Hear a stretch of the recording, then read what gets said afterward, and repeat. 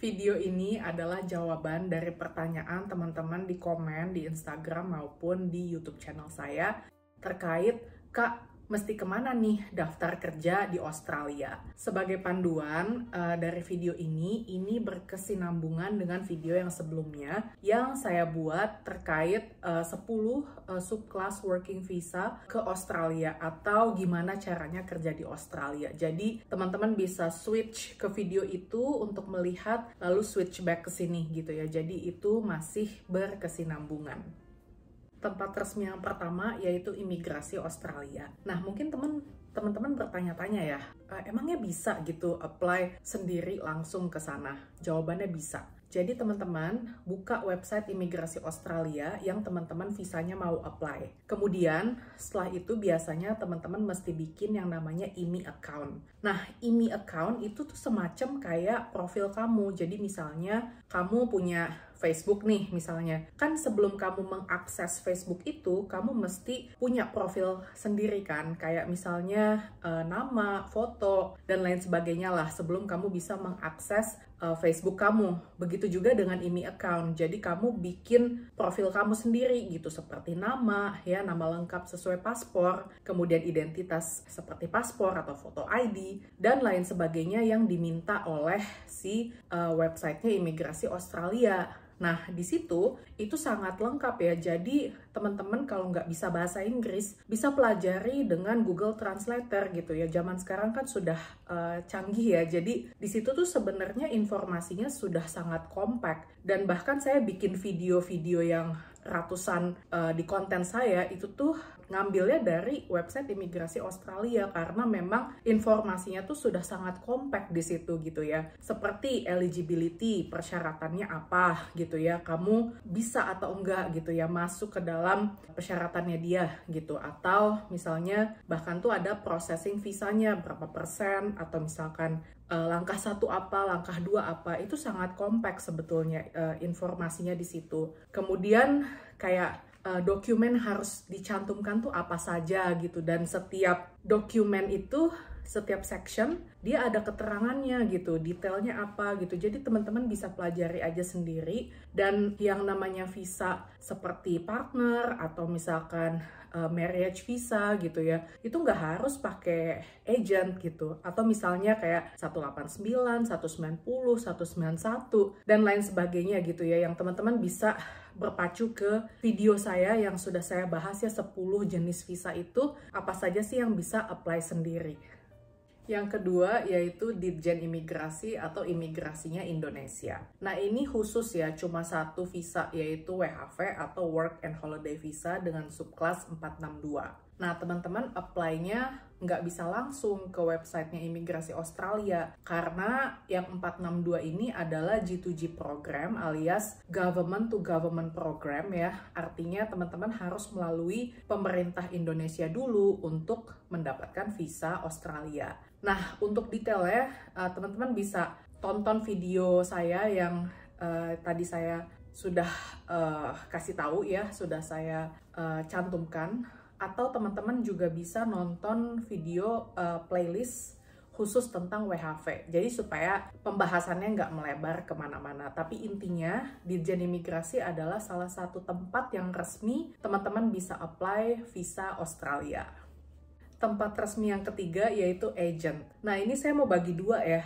Yang pertama adalah migration agent. Migration agent adalah seseorang ya atau individu yang biasanya bekerja di suatu perusahaan migration agent itu untuk menyalurkan orang yang bermigrasi ke Australia secara resmi. Nah, biasanya migration agent ini punya cabang di Indonesia atau misalnya kalau tidak ada cabang, pusatnya selalu ada di Australia. Nah, untuk migration agent yang resmi itu biasanya ya, bukan biasanya sih, tapi harusnya memiliki registrasi atau nomor registrasi yang teman-teman bisa cek secara online, yaitu yang namanya MARA ya.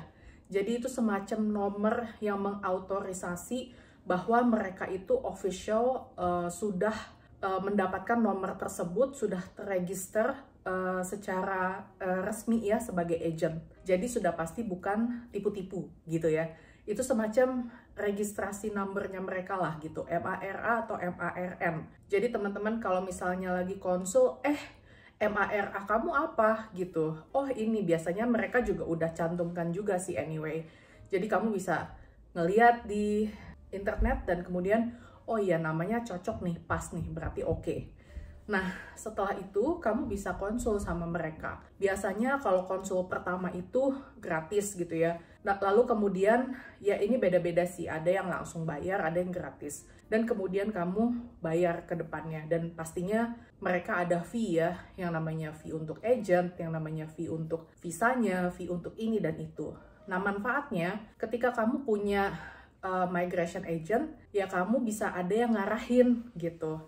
Jadi kamu mesti melakukan ini, cantumkan dokumen itu gitu. Meskipun kamu juga harus bekerja sama ya dengan agent. Jadi kamu bukan artinya menyerahkan semuanya ke dia gitu, enggak. Jadi kamu kerja bareng dan kamu misalnya diminta fotokopi ini, ya berarti kamu harus siapin dong kopian dokumennya, lalu kasih ke dia, nanti dia akan submit ke imigrasi Australia. Jadi seperti perantara gitu. Jadi artinya kalau kamu udah ada agent itu, ya kamu juga mesti tahu gitu seluk-beluknya. Kayak aku udah nyampe mana nih, aku udah ngerjain apa gitu. Jadi kerja bareng gitu, nggak cuman ngandelin begitu aja.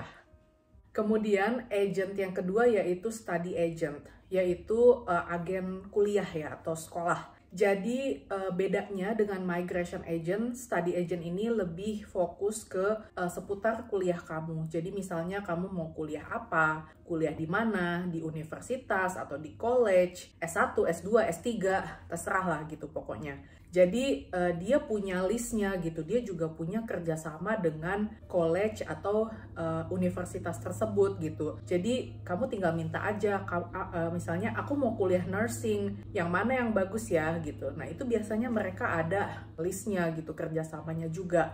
Nanti akan dikasih tahu, oh jurusan nursing adanya di sini gitu. Terus kotanya apa ya? Nah itu, jadi lebih fokusnya ke sana. Sementara kalau migration agent lebih luas ya, jadi cakupannya kamu bisa ke visa untuk partner dan lain sebagainya gitu. Walaupun banyak juga gitu ya, kayak migration agent dia gabung jadi satu dengan study agent gitu. Jadi ya teman-teman bisa pilih aja gitu, sesuai dengan kebutuhannya teman-teman.